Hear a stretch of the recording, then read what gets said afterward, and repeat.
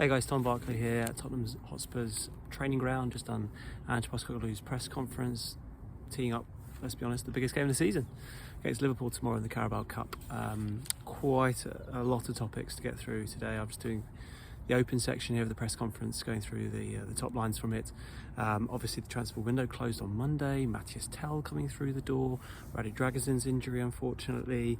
Kevin Danso, we hadn't really properly spoken to Ange about him since. And then, as I say, teeing up an absolutely massive game in Liverpool in the Carabao Cup semi-final, which Tottenham hold a very slender 1-0 lead going into the second leg at Anfield. It's a big test, but it's also a big opportunity. We all know how long Spurs have been waiting for a trophy, 17 years. They can beat Liverpool, having beaten the two Manchester sides to get there. It wouldn't be done. I see Newcastle probably, or Arsenal will be a massive, massive test in the final, but it would be a massive opportunity. But let's be honest, it's going to be a huge test to get there first. But anyway, going through the press conference main lines, the top line had to be about Mathys Tel. First of all, he says he's available and trained. The same goes for Danso.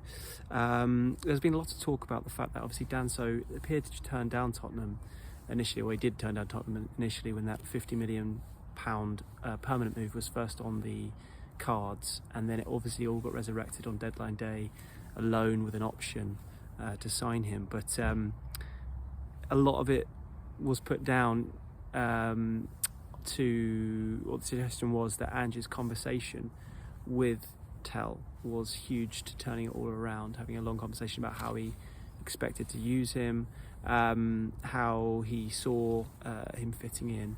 Ange himself said it was too simplistic to put it down purely to this conversation, but he credited Tel for taking his time, because I think part of some of the questioning he had today, understandably so, given the point he'd made just the other day about if you're trying to give a player a hard sell, perhaps they're not the right player for you.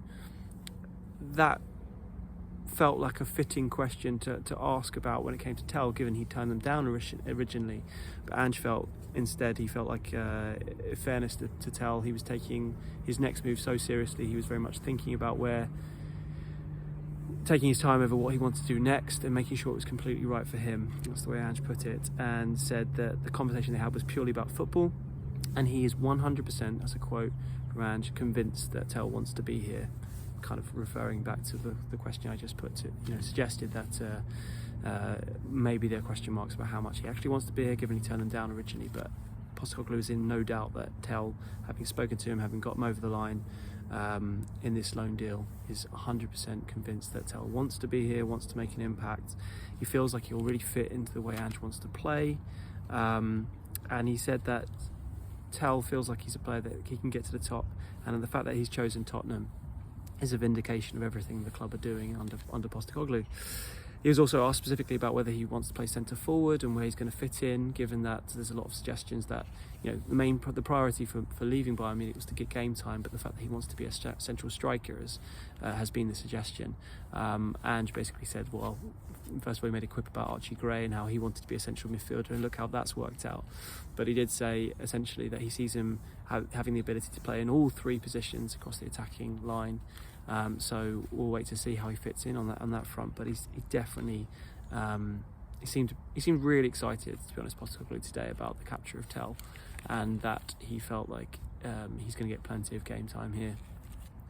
Moving on to Danso, as I said, he will play. Ange said he will play tomorrow against Liverpool. It's just a matter of whether he starts or not. Obviously, he got the FA Cup game a few days later. But he felt like it was a really important signing after the loss of poor Radu Draguzin to an ACL injury. And on injuries, Van de Ven, which is one of the things that a lot of fans were worrying about going into this press conference, what was the upshot of his situation, given he came back against Elfsborg, played 45 minutes there, seemed to come through okay. At least that's what Ange said afterwards, having not featured at all since re-injuring himself, let's be honest, with his hamstring against Chelsea on December the 8th, where also Romero got injured as well and has been out ever since. Then there was no Van de Ven against Brentford, and he won't be featuring, and nor will Romero in the game against Liverpool. In fact, none of the players who've been out recently are going to be back for this game. I suppose there was a sort of an outside hope that the likes of Vicario Maddison or any of those players who he'd said a couple of, just about sort of 5-6 days ago could be 7 to 10 days away. Odegaard, Maddison, Werner, Johnson, maybe they might feature, but he seems to have ruled that out today, that no one else is going to be involved on that front. And on Van de Ven and Romero, he said we've got to be conservative with them. He said Micky got through Elfsborg okay, but he's not really ready for the Premier League intensity. Obviously it's the Carabao Cup, but Liverpool, it's going to be very similar to a Premier League game in terms of intensity. Same for Romero, and he just doesn't want to risk losing them at this point. He wants to keep them ticking over in training and have no more setbacks. He just doesn't see the sense in risking them, which is interesting given that this game is absolutely massive to Tottenham's season.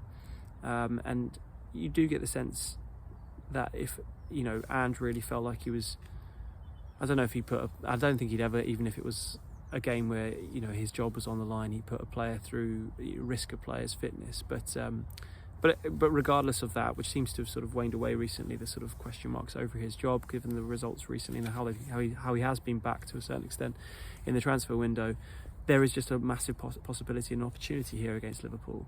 So one could argue, other managers might throw those key players in for a game like this, but Ange is not going to do that. He doesn't see the sense of doing that, particularly with Dragozin now injured for the rest of the season. And he said with Micky, he was asked specifically whether it was discomfort or what was the problem, and he was a bit vague. He said it's just a bit of everything, and he just reiterated the need to try and be cautious. So I don't really get the sense that we didn't really get a sense of a timescale today of when they might be back, which must be frustrating, particularly Romero, because we thought he was going to, pretty close not that long ago, and these players are so influential. So not really the news that Spurs fans want to hear. And Ange reiterated again, it's going to be 9 to 10 players out for this game. So once again, just like standard now at Tottenham. Every game they go into, they're missing like 10 first team players who could quite conceivably start any game because they're that good. So there you go. He was asked about the Europa League squad, because I think it is tomorrow where he has to put the new squad in and make the changes that he wants to make. He can make 3 changes. He was very vague about it. He said, I have to think about it. They know they have to make 3 changes. So I'm almost going to sort of speculate what I think is going to happen on that front. He did say that Dragozin, is the obvious one that comes out. He's injured, so he comes out, and I would have thought Danso would come in for him. I think Tel will come in just because, I'd be shocked if that didn't happen, given how highly they rate him and what they've done to get him here. So I wouldn't be surprised if a Werner or maybe an Odegaard, maybe more to the point, given he's been injured for so long, were pulled out for Tel. And then it's what they do between Jed Spence and Kinski. I would have thought the way Spence is playing and the fact that Austin has sort of proved himself a decent backup in recent weeks, that it will be Spence coming in for Forster. I think, if I've got it right. I'm still not quite sure about the homegrown side of things as well, but that's what I imagine would happen. That's my guess anyway. I'm not like a bit inside information, but that would be the obvious choices for me, I would have thought. Let me know what you think on that front. And just generally on the window, he was asked, he said he seemed pretty happy generally with the business. In fact, he called it a positive window. He was buzzing, I have to say, about the signing of Tel.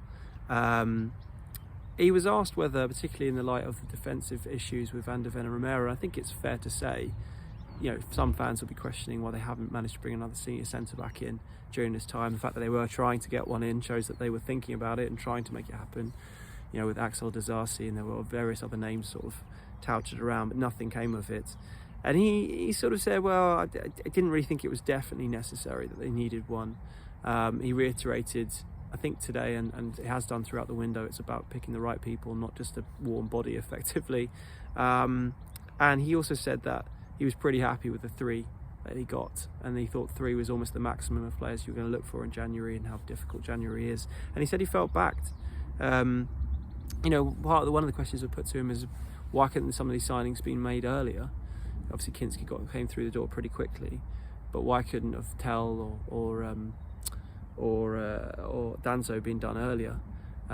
Specifically Danso, because I don't think Lons were even playing in Europe, if I'm right, because given that's one of the arguments that Ange has made, and I think Johan Lange made in his wrap-up video about how the changes this season with European football and games going on into late into January had an effect on the transfer market. But with Danso, that I don't think was relevant. So maybe he could have been brought in earlier, but Ange didn't seem to have any problem with it. He seems pretty happy overall how it's worked out, and he felt like if they could have been done earlier, they would have done. And it's not as simple as that. And they said they got lucky to get Tony Kinski in as quickly as they did. And then just finally onto the game. I mean, this is probably the biggest match of Ange's tenure, isn't it? Really, going into Liverpool, the club he supported as a boy, going to Anfield, the club that he revered as a child.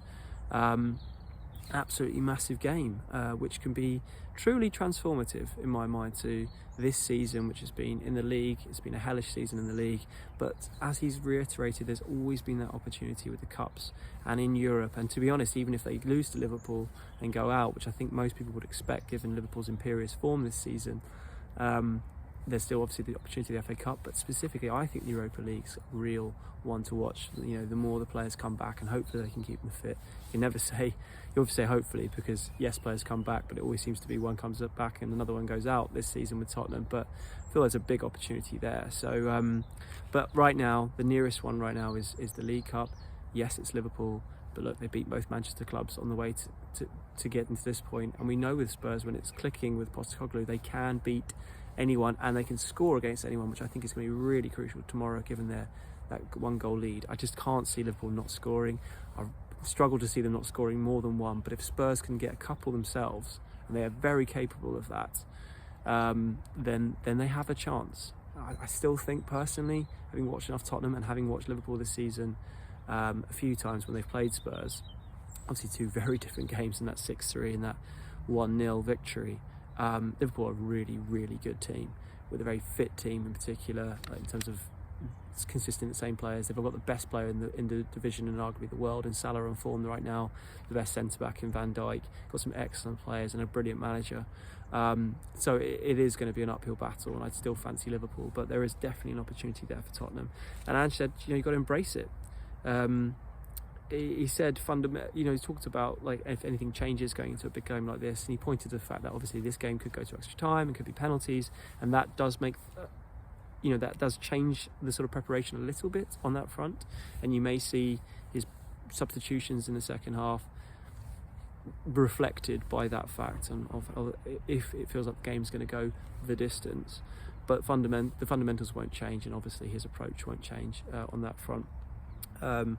So yeah, let's see what happens. How very exciting really going into this game. Just the possibility. I'm sure Spurs fans will be super nervous going into it, feeling like their season hinges on this competition. I don't think it does anymore. I think there is, as I've just explained, I think the Europa League could definitely be the salvation for this league, but this difficult campaign.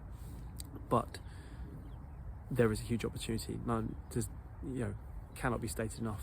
In this Carabao Cup game, they've given themselves a tiny advantage, which could be crucial. So just finally, to wrap it up, what I reckon is going to be the starting lineup. I mean, Kinski in goal. I was half wondering if Vicario might make it back, but he seems to have ruled out any of those players who've been out recently, as I said, making it back. So I reckon maybe Gray doesn't start this game to give him a break, and Danso starts. So I'm thinking Porro right back, Spence left back, and Danso and Davis. But you could make a case for not starting Danso. He said he would play, but not necessarily right from the beginning. And Gray and Davis were very good against Brentford, so I would not be surprised by that either. But yeah, that's what I might guess. And then I reckon potentially Basuma and Bentancur and Bergvall in the middle, but Sarr obviously came off the bench and did very, very well. I feel like when it comes to Ange's really big games, he's generally favoured Kulusevski out wide right, at least in the last few months. And so that's where I think he'll play with Richarlison and Son. I reckon Tel off the bench, but maybe he's impressed so much so quickly, and Ange's so excited about him, maybe he might even get a start from the beginning. But that is what I'd go for. Let me know what you think, and let's see how Tottenham get on, and I'll do a video after the game. Cheers, guys.